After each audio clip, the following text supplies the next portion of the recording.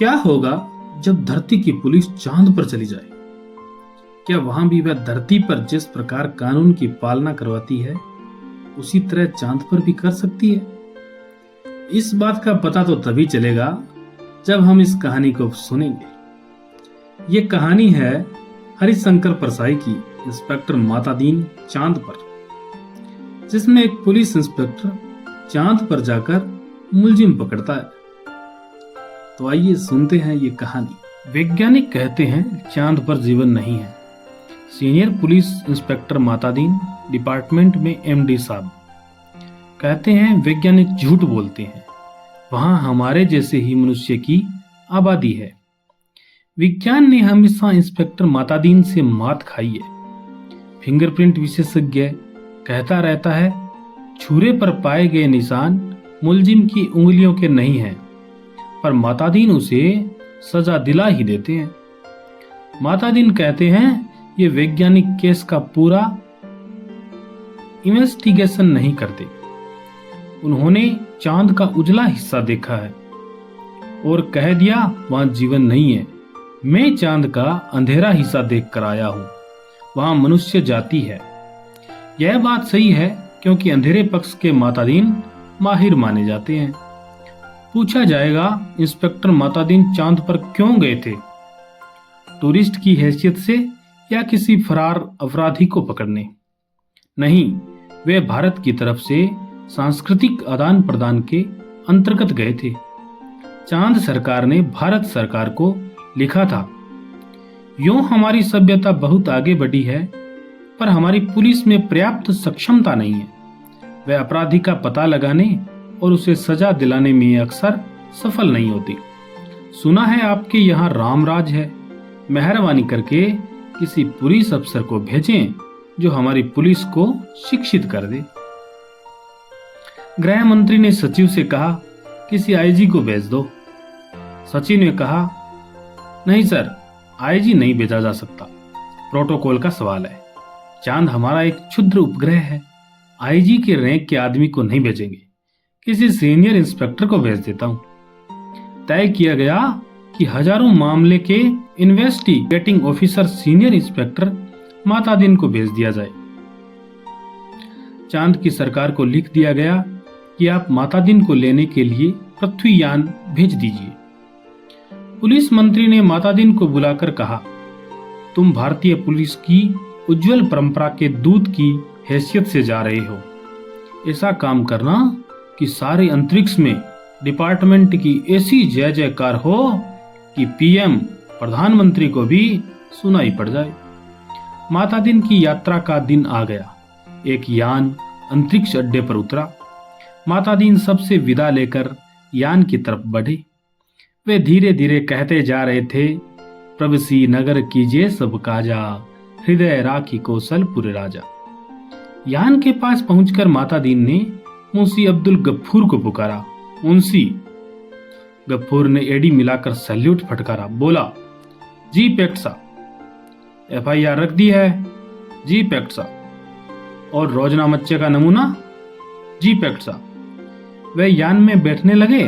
हवलदार बलभद्र को बुलाकर कहा, हमारे घर में जचकी के वक्त अपने खटला यानी पत्नी को मदद के लिए भेज देना।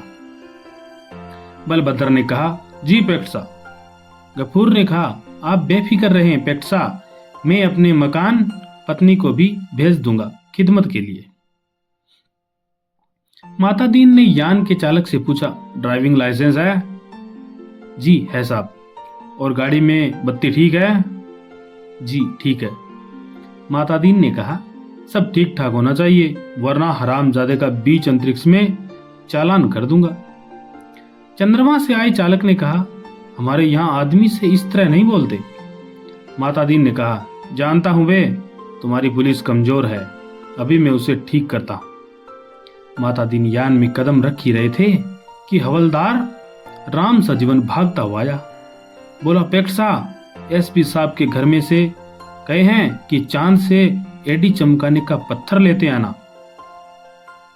मातादीन खुश हुए, बोले कह देना भाई साहब से, जरूर लेता आऊंगा। वे यान में बैठे और यान उड़ चला। पृथ्वी के वायुमंडल से यान बाहर निकला ही था कि माता दीन ने चालक से कहा, अबे हॉर्न क्यों नहीं बजाता? चालक ने जवाब दिया, आसपास लाखों मील में कुछ नहीं है। माता दीन ने डांटा, मगर रूल इज रूल, हॉर्न बजाता चल। चालक अंतरिक्ष में हॉर्न बजाता हुआ यान को चांद पर उतार लाया। अंतरिक्ष अड्डे पर पुलिस अधिकारी माता दीन के स्वागत के लिए खड़े थे। माता दीन रोब से उतरे और उन अफसरों के कंधों पर नजर डाली। वहां किसी के स्टार नहीं थे, फीते भी किसी के नहीं लगे थे। लिहाजा माता दीन ने एड़ी मिलाना और हाथ उठाना जरूरी नहीं समझा। फिर उन्होंने सोचा, मैं यहाँ इंस्पेक्टर की हैसियत से नहीं, सलाहकार की हैसियत से आया हूं। माता दीन को वे लोग लाइन में ले गए और एक अच्छे बंगले में उन्हें टिका दिया। एक दिन आराम करने के बाद माता दीन ने काम शुरू कर दिया। पहले उन्होंने पुलिस लाइन का मुलाहजा किया। शाम को उन्होंने आईजी से कहा, आपके यहाँ पुलिस लाइन में हनुमान जी का मंदिर नहीं है। हमारे रामराज में पुलिस लाइन में हनुमान जी है। आईजी ने कहा, हनुमान कौन थे? हम नहीं जानते। माता दीन ने कहा, हनुमान का दर्शन हर कर्तव्य परायण पुलिस वाले के लिए जरूरी है। हनुमान सुग्रीव के यहाँ स्पेशल ब्रांच में थे। उन्होंने सीता माता का पता लगाया था। एब्डक्शन का मामला था, दफा 362। हनुमान जी ने रावण को सजा वहीं दे दी, उसकी प्रॉपर्टी में आग लगा दी। पुलिस को यह अधिकार होना चाहिए कि अपराधी को पकड़ा और वहीं सजा दे दी, अदालत में जाने का झंझट नहीं। मगर यह सिस्टम अभी हमारे रामराज में भी चालू नहीं हुआ है।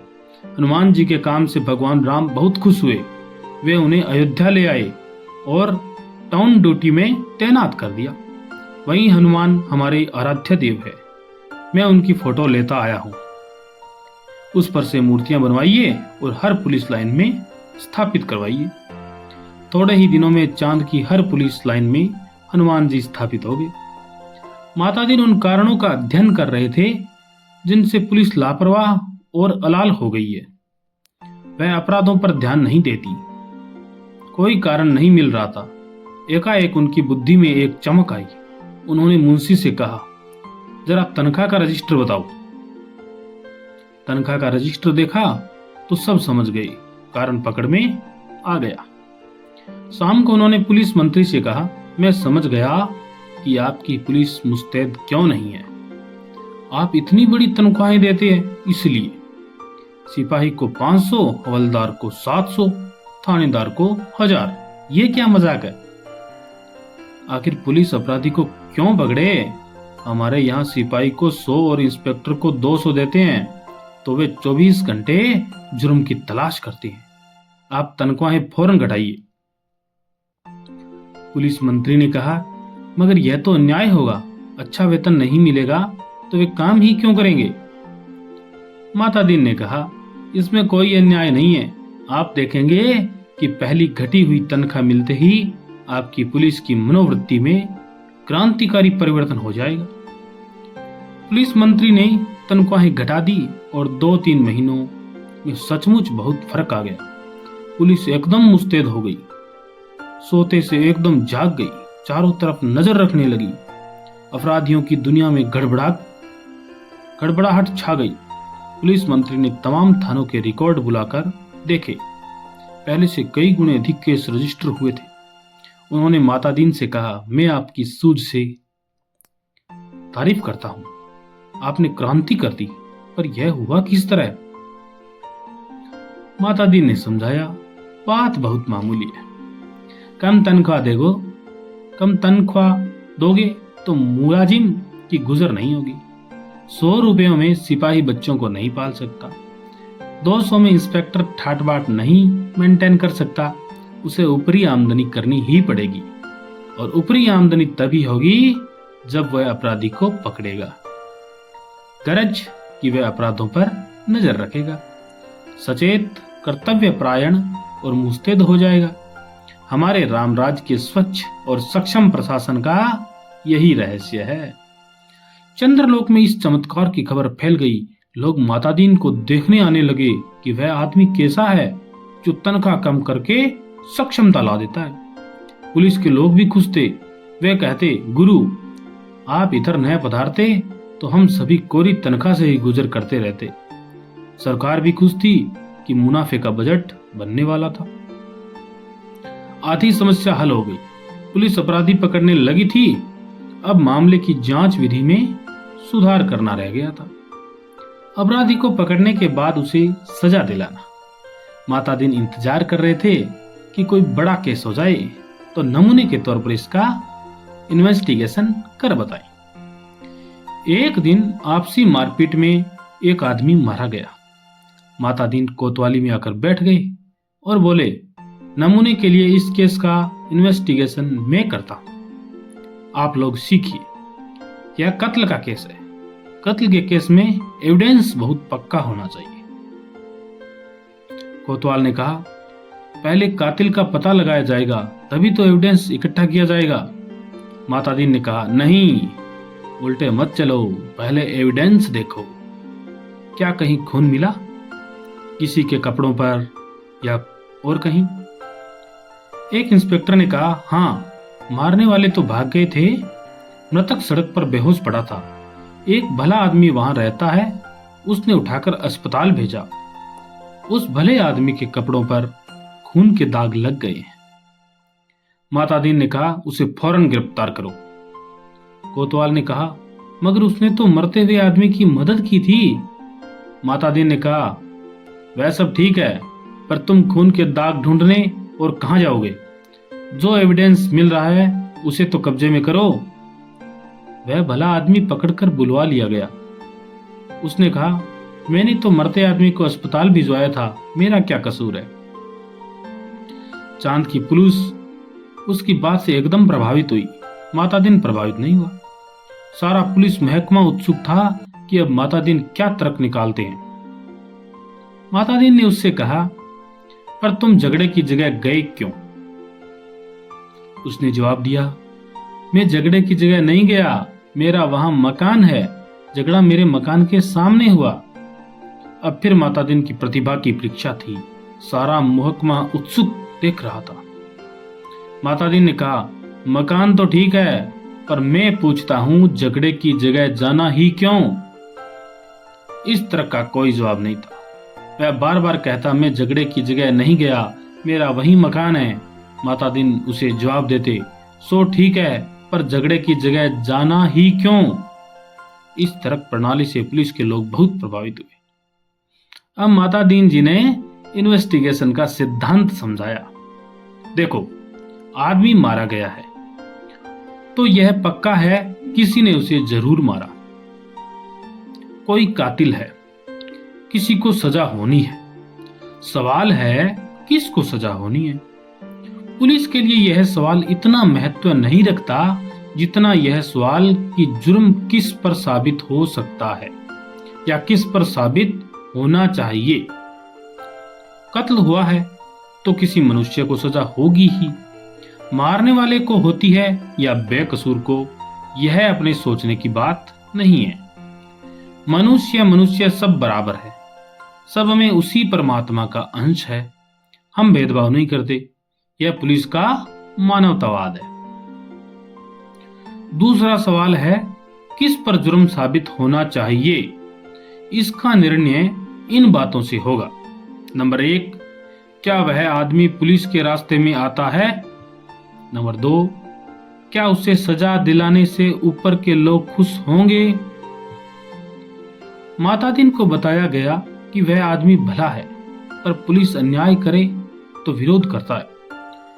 जहां तक ऊपर के लोगों का सवाल है, वह वर्तमान सरकार की विरोधी राजनीति वाला है। माता दीन ने टेबल ठोकर कहा, फर्स्ट क्लास केस, पक्का एविडेंस और ऊपर का सपोर्ट। एक इंस्पेक्टर ने कहा, पर हमारे गले यह बात नहीं उतरती है कि एक निरपराध भले आदमी को सजा दिलाई जाए। माता दीन ने समझाया, देखो, मैं समझा चुका हूं कि सब में उसी ईश्वर का अंश है। सजा इसे हो या कातिल को, फांसी पर तो ईश्वर ही चढ़ेगा ना। फिर तुम्हें कपड़ों पर खून मिल रहा है, इसे छोड़कर तुम कहां खून ढूंढते फिरोगे? तुम तो भरो FIR। माता दीन जी ने एफआईआर भरवा दी, वक्त जरूरत के लिए जगह खाली छुड़वा दी। दूसरे दिन पुलिस कोतवाल ने कहा, गुरुदेव हमारी तो बड़ी आफत है। तमाम भले आदमी आते हैं और कहते हैं उस बेचारे बेकसूर को क्यों फंसा रहे हो? ऐसा तो चंद्रलोक में कभी नहीं हुआ। बताइए हम क्या जवाब दें? हम तो बहुत शर्मिंदा हैं। माता दीन ने कोतवाल से कहा, घबराओ मत। शुरू शुरू में इस काम में आदमी को शर्म आती है, आगे तुम्हें बेकसूर को छोड़ने में शर्म आएगी। हर चीज का जवाब है। अब आपके पास जो आए उसे कह दो, हम जानते हैं वह निर्दोष है, पर हम क्या करें, यह सब ऊपर से हो रहा है। कोतवाल ने कहा, तब वे एसपी के पास जाएंगे। माता दीन बोले, एसपी भी कह दें कि ऊपर से हो रहा है। तब वे आईजी के पास शिकायत करेंगे। आईजी भी कहें कि सब ऊपर से हो रहा है। तब वे लोग पुलिस मंत्री के पास पहुंचेंगे। पुलिस मंत्री भी कहेंगे, भैया मैं क्या करूं, यह ऊपर से हो रहा है। तो वे प्रधानमंत्री के पास जाएंगे। प्रधानमंत्री भी कहे कि मैं जानता हूं वह निर्दोष है, पर यह ऊपर से हो रहा है। कोतवाल ने कहा, तब वे? माता दीन ने कहा, तब क्या? तब वे किसके पास जाएंगी? भगवान के पास न, मगर भगवान से पूछकर कौन लौट सका है? कोतवाल चुप रह गया। वह इस महान प्रतिभा से चमत्कृत था। माता दीन ने कहा, एक मुहावरा ऊपर से हो रहा है हमारे देश में 25 सालों से सरकारों को बचा रहा है, तुम इसे सीख लो। केस की तैयारी होने लगी। माता दीन ने कहा, अब 4-6 चश्मदीद गवाह लाओ। कोतवाल, चश्मदीद गवाह कैसे मिलेंगे? जब किसी ने उसे मारते देखा ही नहीं, तो चश्मदीद गवाह कोई नहीं होगा। माता दीन ने सिर ठोक लिया।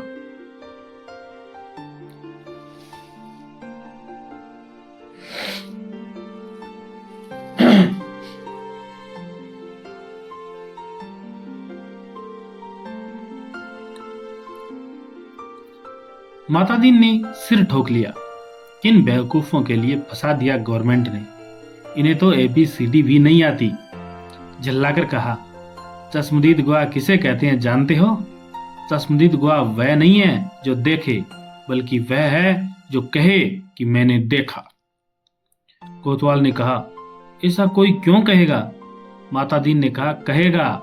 समझ में नहीं आता कैसे डिपार्टमेंट चलाते हो? अरे चश्मदीद गवाहों की लिस्ट पुलिस के पास पहले से रहती है। जहां जरूरत हुई उन्हें चश्मदीद बना दिया। हमारे यहाँ ऐसे आदमी है जो साल में 300-400 वारदातों के चश्मदीद गवाह होते हैं। हमारी अदालतें भी मान लेती है कि इस आदमी में कोई दैवीय शक्ति है, जिससे जान लेता है कि अमुक जगह वारदात होने वाली है और वहां पहले से पहुंच जाता है। मैं तुम्हें चश्मदीद गवाह बनाकर देता हूं। 8-10 उठाईगिरों को बुलाओ जो चोरी, मारपीट, गुंडागर्दी करते हो, जुआ खिलाते हो या शराब उतारते हो। दूसरे दिन शहर के 8-10 नवरत्न कोतवाली में हाजिर थे। उन्हें देखकर माता दीन गदगद हो गई। बहुत दिन हो गए थे ऐसे लोगों को देखे। बड़ा सोना सोना लग रहा था। माता दीन का प्रेम उमड़ पड़ा। उनसे कहा, तुम लोगों ने उस आदमी को लाठी से मारते देखा था ना? वे बोले, नहीं देखा साहब, हम वहां थे ही नहीं। माता दीन जानते थे यह पहला मौका है। फिर उन्होंने कहा, वहां नहीं थे, यह मैंने माना, पर लाठी मारते देखा तो था। उन लोगों को लगा कि यह पागल आदमी कभी ऐसी ऊटपटांग बात कहता है। वे हंसने लगे। माता दीन ने कहा, हंसो मत, जवाब दो। वे बोले, जब थे ही नहीं तो कैसे देखा? माता दीन ने गुर्रा कर देखा। कहा, कैसे देखा सो बताता हूं। तुम लोग जो काम करते हो सब इधर दर्ज है। हर एक को कम से कम 10 साल जेल में डाला जा सकता है। तुम ये काम आगे भी करना चाहते हो या जेल जाना चाहते हो? वे घबरा कर बोले, साहब हम जेल नहीं जाना चाहते। माता दीन ने कहा, ठीक, तो तुमने उस आदमी को लाठी मारते देखा? देखा ना? वे बोले, देखा साहब। वह आदमी घर से निकला और जो लाठी मारना शुरू किया तो वह बेचारा बेहोश होकर सड़क पर गिर पड़ा। माता दीन ने कहा, ठीक है, आगे भी ऐसी वारदातें देखोगे? वे बोले, साहब जो आप कहेंगे सो देखेंगे। कोतवाल इस चमत्कार से थोड़ी देर को बेहोश हो गया। होश आया तो माता दीन के चरणों पर गिर पड़ा। माता दीन ने कहा, हटो, काम करने दो। कोतवाल पांव से लिपट गया, कहने लगा, मैं जीवन भर इन श्री चरणों में पड़ा रहना चाहता हूं। माता दीन ने आगे की सारी कार्य प्रणाली तय कर दी। FIR बदलना, बीच में पन्ने डालना, रोजनामच्चा बदलना, गवाहों को तोड़ना, सब सिखा दिया। उस आदमी को 20 साल की सजा हो गई। चांद की पुलिस शिक्षित हो चुकी थी। धड़ाधड़ केस बनने लगे और सजा होने लगी। चांद की सरकार बहुत खुश थी। पुलिस की ऐसी मुस्तैदी भारत सरकार के सहयोग का नतीजा था। चांद की संसद ने एक धन्यवाद का प्रस्ताव पास किया। एक दिन माता दीन जी का सार्वजनिक अभिनंदन किया गया। वह फूलों से लदे खुली जीप पर बैठे थे। आसपास जय जयकार करते हजारों लोग। वे हाथ जोड़कर अपने गृह मंत्री की स्टाइल में जवाब दे रहे थे। जिंदगी में पहली बार ऐसा कर रहे थे, इसलिए थोड़ा अटपटा लग रहा था। 26 साल पहले पुलिस में भर्ती होते वक्त किसने सोचा था कि एक दिन दूसरे लोक में उसका ऐसा अभिनंदन होगा। वे पछताए, अच्छा होता कि इस मौके के लिए कुर्ता, टोपी और धोती ले आते। भारत के पुलिस मंत्री टेलीविजन पर बैठे यह दृश्य देख रहे थे और सोच रहे थे, मेरी सद्भावना यात्रा के लिए वातावरण बन गया। कुछ महीने निकल गए। एक दिन चांद की संसद का विशेष अधिवेशन बुलाया गया। बहुत तूफान खड़ा हुआ। गुप्त अधिवेशन था, इसलिए रिपोर्ट प्रकाशित नहीं हुई, पर संसद की दीवारों से टकराकर कुछ शब्द बाहर आए। सदस्य गुस्से से चिल्ला रहे थे। कोई बीमार बाप का इलाज नहीं कराता, डूबते बच्चों को कोई नहीं बचाता, जलते मकान की आग कोई नहीं बुझाता, आदमी जानवर से बदतर हो गया, सरकार फौरन इस्तीफा दे। दूसरे दिन चांद के प्रधानमंत्री ने माता दीन को बुलाया। माता दीन ने देखा वे एकदम बूढ़े हो गए थे। लगा वे कई रात सोए नहीं है। रोमांच से होकर प्रधानमंत्री ने कहा, माता दीन, हम आपके और भारत सरकार के बहुत आभारी हैं। अब आप कल देश वापस लौट जाइए। माता दीन ने कहा, मैं तो टर्म खत्म करके ही जाऊंगा। प्रधानमंत्री ने कहा, आप बाकी टर्म का वेतन ले जाइए, डबल ले जाइए, तिब्बल ले जाइए। माता दीन ने कहा, हमारा सिद्धांत है, हमें पेशा नहीं काम प्यारा है। आखिर चांद के प्रधानमंत्री ने भारत के प्रधानमंत्री को एक गुप्त पत्र लिखा। चौथे दिन माता दीन को वापस लौटने के लिए अपने IG का ऑर्डर मिल गया। उन्होंने SP साहब के घर के लिए एडी चमकाने का पत्थर यान में रखा और चांद से विदा हो गए। उन्हें जाते देख पुलिस वाले रो पड़े। बहुत अरसे तक यह रहस्य बना रहा कि आखिर चांद में ऐसा क्या हो गया कि माता दीन को इस तरह एकदम लौटना पड़ा। चांद के प्रधानमंत्री ने भारत के प्रधानमंत्री को क्या लिखा था? एक दिन वह पत्र खुल ही गया। उसमें लिखा था, इंस्पेक्टर माता दीन की सेवाएं हमें प्रदान करने के लिए अनेक धन्यवाद, पर अब आप उन्हें फौरन बुला लें। हम भारत को मित्र देश समझते थे, पर आपने हमारे साथ शत्रुवत व्यवहार किया है। हम भोले लोगों से आपने विश्वासघात किया है। आपके माता दीन ने हमारी पुलिस को जैसा कर दिया है, उसके नतीजे ये हुए हैं। कोई आदमी किसी मरते हुए आदमी के पास नहीं जाता, इस डर से कि वह कत्ल के मामले में फंसा दिया जाएगा। बेटा बीमार बाप की सेवा नहीं करता, वह डरता है बाप मर गया तो उस पर कहीं हत्या का आरोप नहीं लगा दिया जाए। घर जलते रहते हैं और कोई बुझाने नहीं जाता, डरता है कि कहीं उस पर आग लगाने का जुर्म कायम न कर दिया जाए। बच्चे नदी में डूबते रहते हैं और कोई उन्हें नहीं बचाता, इस डर से कि वह उस पर बच्चों को डुबाने का आरोप न लग जाए। सारे मानवीय संबंध समाप्त हो रहे हैं। माता दीन जी ने हमारी आदि संस्कृति नष्ट कर दी है। अगर वे यहाँ रहे तो पूरी संस्कृति नष्ट कर देंगे। उन्हें फौरन रामराज में बुला लिया जाए। धन्यवाद।